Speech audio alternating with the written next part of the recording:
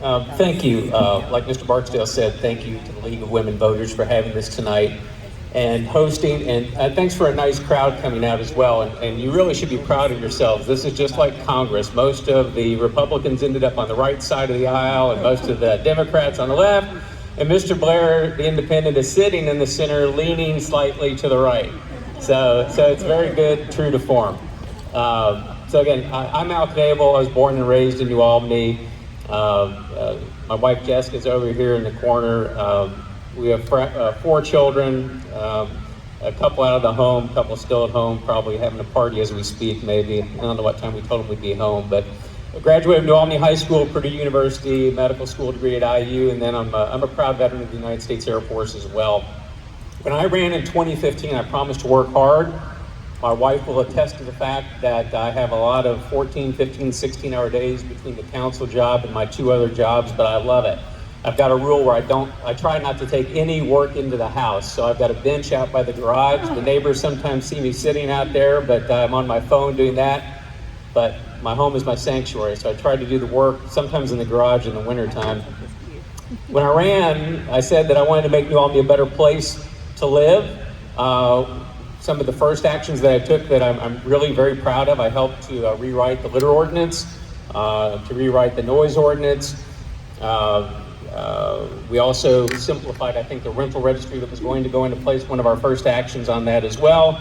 And, you know, one of the things that I really want to push for in 2020 and beyond is the River Heritage Conservancy. New Albany really doesn't have a representative at that table right now. I think that could be a generational gem for the area, and I really want the city to be involved in that. I promised that we'd be more responsive. To my knowledge, I have answered every phone call from constituents, every text, every tweet, every email. I've not always given people the answer they want, but I have tried to do that and to listen, because I find through that listening, you really get great ideas for the community.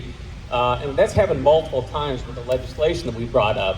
Mr. Barksdale mentioned the fireworks thing. Okay, we floated it, we passed it. It didn't get passed. We tried on that, and that comes from listening. What we've done most recently that I'm very proud of is our resolution to try to keep the bridge open as long as possible during construction. That came from listening to not only businesses, but also to the blue collar workers who have to go back and forth, to people really from the county as well. And I want to mention the fact that it doesn't stop with a resolution. There's so much work that goes on behind the scenes. I want to riff for a minute on one of the questions the mayor's asked, which is, what would you do? I mean, we're doing it. I've already talked to the county. I think you're going to see them pass a similar resolution in the near future. I've reached out to state representatives and federal representatives as well. And I'm not going to stop until we get people down here to listen to us. My hope is to have the NDOT commissioner down here himself. Stay tuned on that. For 2020 and beyond, I really would like to see us get more engaged with an acknowledgement of the homeless situation, and work with established agencies, but it starts with the city acknowledging the issue and getting together, I think, more prominently in a more connected way with people who have boots on the ground. I promise to be more inclusive. I think I've done that on multiple fronts. Some examples of that: in 2018, I was the council president. I named a youth liaison to the council, and I spoke a couple times at New Albany High School to the city council on that. I helped alter the structure of our meetings to make it easier for there to be public input, so that folks didn't have to necessarily sign up for a specific subject to talk about before a meeting. I'm really most proud of a couple of things we did with that, with revitalizing the Human Rights Commission, which had fallen into some disuse or stagnation. We've revitalized that, and then I authored the hate crimes resolution that we were able to get passed 9-0 and placed on the governor's desk. It helped get some legislation across. I don't think it was perfect legislation, but it was certainly, I think, better than it would have. I know the governor was happy to have New Albany's support on that. Inclusion in 2020 and beyond, I plan to stay involved in the community. We all do that in so many aspects, council meetings. I like to drop by the fire stations. I like to drop by the schools. I like to go to the civic meetings. I've spoken at several of the schools, not only the high school, but I've also spoken at elementary schools, and recently I talked to a pre-K class. I really enjoyed that. But it's the same message that I give everywhere that I talk, and the message is that you are the government. You know, we are the government, we're your representatives, but everyone in here is the government. I mean, we work for you.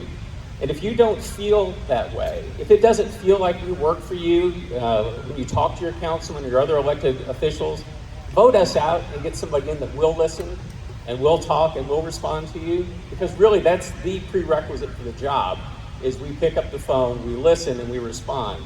So I'm going to continue to do that. So again, in closing, I do not represent the council. I represent you. As Mr. Abersold said, we're very mindful of the tax dollar. It's your money we're spending, or stewarding, I should say. I'd be happy not to spend some of it, you know. And I'm going to keep listening, keep engaging, and keep working for you. And if we don't take questions now, I will stay after, and I will be here until every question that someone has of me is answered. Thank you for your time.